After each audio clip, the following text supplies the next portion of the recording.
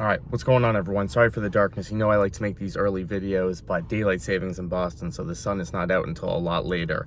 I was in the gym this morning, where I like to do a lot of mornings, get to the gym nice and early, just use the sun, I use a lot of the resistance machines, just do pretty much a light workout, but some low impact, joint friendly, get the body moving, working some strength training. But I was thinking about my journey with AS, and my motivation, my fuel nowadays to keep going is mostly from where I started with this. I really started from scratch with ankylosing spondylitis and fitness.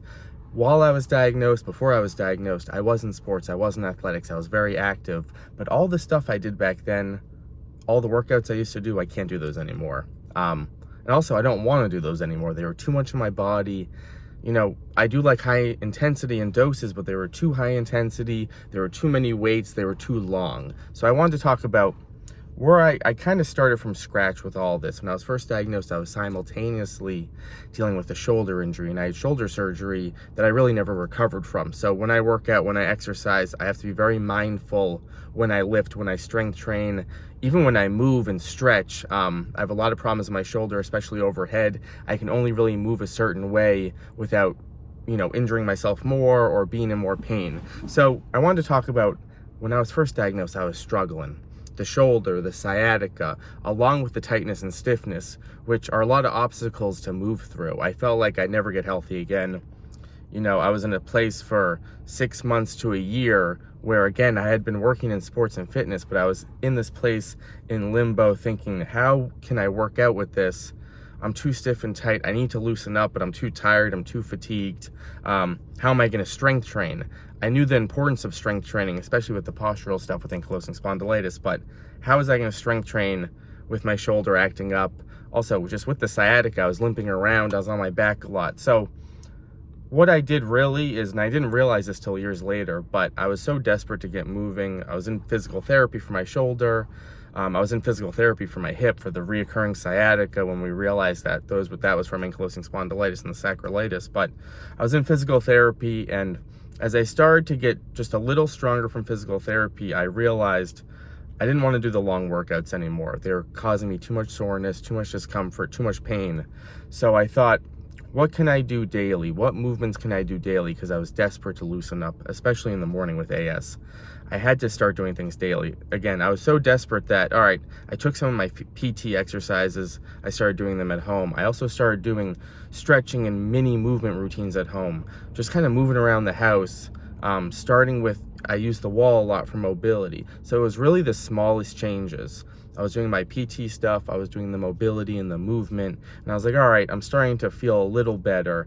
And this was really just a few minutes every day, but that's how I built it. Small changes, small goals, resistance bands, mobility, movement.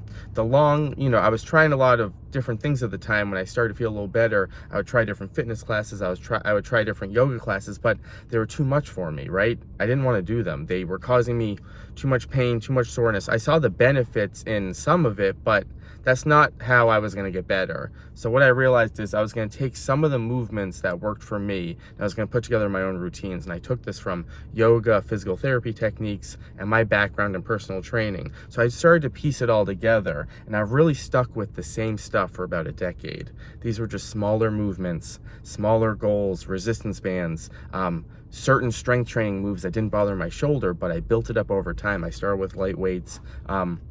But this is what worked for me, these mini routines. Especially the stuff at home has been my foundation, because I want to do it daily. I have to loosen up daily. When I don't move, I can feel it. Even when I don't move and everyone's different with this, but even when I don't move for a day or so, I'm like, oh my God, I cannot believe how tight I am just with taking 1 or 2 days off. So it's hard to think about that, because you can really fall behind with ankylosing spondylitis. And I've been there when I've, fallen behind, but I want to do stuff daily. So that's where the mini routines, the lower impact, the joint friendly has been a friend to me, because I can do that daily. I can do that consistently instead of just trying to do that long workout, which some people like doing that and can do that. But for me, if I tried to do a fitness class or a long yoga class, I'm just in pain, I'm just in discomfort, I'm too sore. I'd rather do these mini routines throughout the day, movement throughout the day, moving around the house, moving in my yard. So just thinking about movement all the time, but in a way that energizes the body. With ankylosing spondylitis, the fatigue is such a factor that what I realized is these mini routines get me to a great point where I can work on the strength, I can get looser, but I'm not wearing down the body. I'm actually feeling more energized. And that was my key over time, is these mini routines fueled me, and then I kept building it over time. But if you're really struggling to get moving with AS, start small. Think about small goals with movement, just moving around the house. Find stretches that work for you, that particularly target those tight areas. You don't have to go do a really long class or try a really long YouTube video. That can be fine over time if it works for you, but honestly, just a couple things that you can build off of. Build off of consistency. The body loves consistency, and the body adapts well to the right movements for you. So think about all these different ways to move: yoga, physical therapy techniques, personal training techniques, different types of movements, standing, sitting, on the ground. Find things that are comfortable for you. That's how I built my routine over time. And again, my routine has stayed the same. Sometimes I work out harder than others, but for the most part, I'm using machines, I'm using resistance bands, I'm doing movement. I like to do movement. If you guys have seen my videos before, I like to do movement outside using a wall just to get the fresh air. So I've really kept it consistent, and I've been able to keep up with it, which has been the most important thing. And that has given me the confidence. Also, my motivation is I saw hope with this, right? I saw that I could feel a little better, and that's why I stuck with it over time. That's why I keep going. But I never thought I'd be at this point. I never did. I struggled so much early on. And again, I still get these flares, I still get the sciatica, but it's definitely not as bad, and I've been able to stay healthy through it and keep going because I know I have that foundation, and I know I have things I can turn to stay moving. So keep it small, build it up over time. See you next time, my friends. Be good.